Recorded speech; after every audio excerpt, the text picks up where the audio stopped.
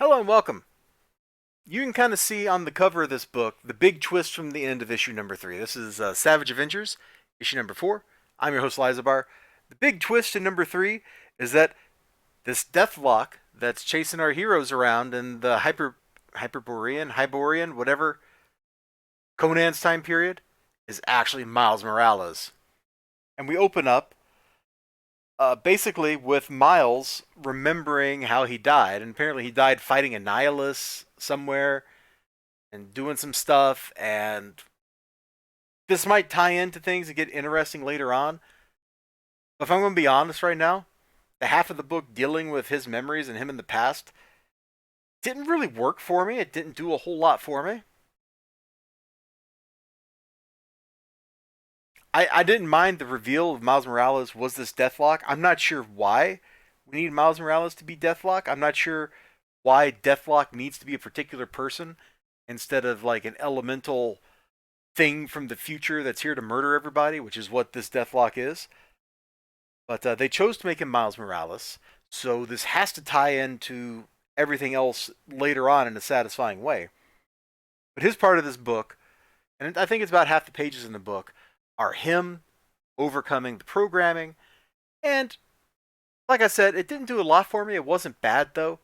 I read it, and the very last part of the book, which I can't tell you what happens in, where he's at, actually was pretty satisfying. The very last panel with him in it, like I went, that was pretty good. I'm not going to show you that though, because that is way at the end of the book, and I don't want to spoil stuff. You know me, I try to avoid spoilers when I'm doing one of these things.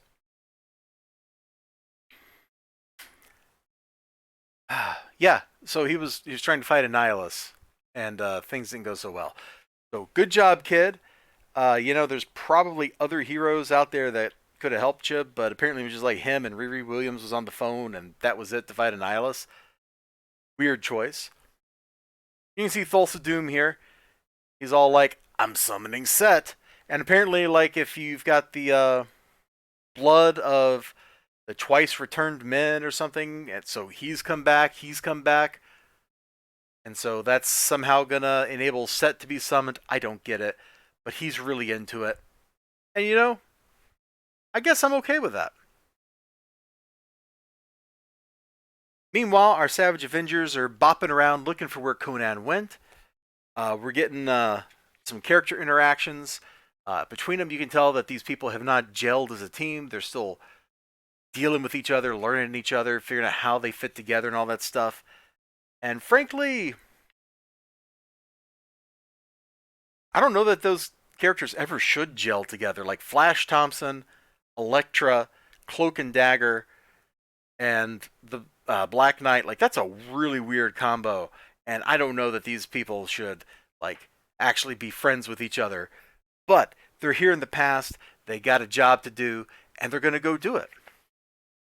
And they can't find Conan, so let me skip past all this Miles. Actually, let me show you one of the Miles Morales panels because I really like this here, where the Annihilation Wave is like slithered up out of that portal. I thought that was pretty cool looking. I gotta admit. Anyway, is this before or after the staple? Oh, this is just after the staple. But you know what? I'm going to allow it anyway. Now you might remember Elektra, Hand Priestess, can raise the undead and all that.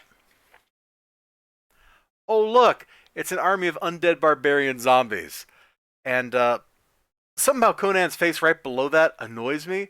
But I also just like that smile he's got going on there. Like he sees all the zombies and he's like, you know what? I hate magic, but I'm gonna allow it, and I'm right there with you, buddy.